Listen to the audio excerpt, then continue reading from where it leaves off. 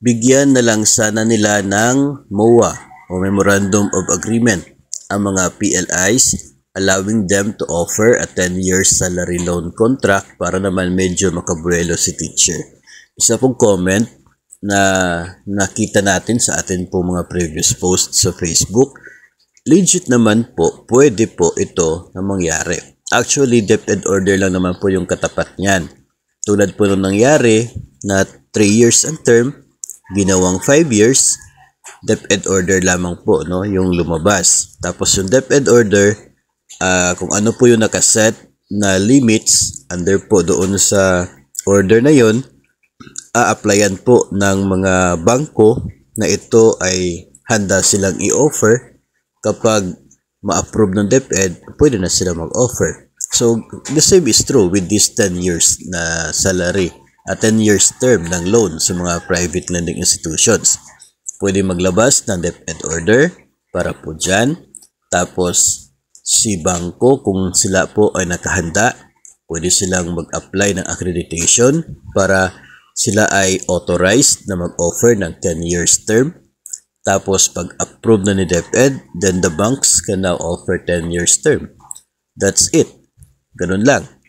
Pero, yung epekto nito malaki. Now, of course, unang-una, para po sa personnel, kung mahaba po yung loan term, edi mas malaki yung pwede mo ma-avail na loan. Hindi katulad sa GSIS na may limit, may maximum loanable amount base sa haba ng service mo. Dito sa bangko, wala. So, depende po sa kakayahan ng sahod. Kung 5 years yung loan mo ngayon, tapos if ever i-offer itong 10 years, ay magdoble yung term. So, we would expect na yung loan amount, if the same interest rate, then dodoble din yung amount. Ngayon, pag ganyan, edi lumaki yung utang. Okay? Lumaki yung utang. At dahil long term, maliit yung payment niya every month. Kakaunti yung mababawas sa utang mo every month. So, mahaba ang period para ikaw ay makapag-renew. Mahaba ang period para lumaki yung net proceeds upon renewal. Yun lamang po yung mga epekto po niya. Yung usapin, yung issue ng pagkakalubog sa utang ay ganun pa rin. Yung dati mong 100,000 magiging 200,000, edi mas lumubog ka. Ngayon, if ever mag-grant man ito, hopefully, yung mga mag-a-avail ng loan ay isiping mabuti, no, kung ito ba ay mas nakakabuti sa kanila. No? Dapat may mga ganun po na pag-aaway sa isip, no, ng bawat isa bago po mag-avail. Dapat may discussion talaga kung ito ba ay nakakabuti, ito ba ay maganda, ano pa yung epekto nito sa'yo, kaya mo ba, ganyan. Kasi doon sa GSIS, marami po mga reklamo na yung loan ay nasa 6 years lang o kaya ay 7 years, 10 years.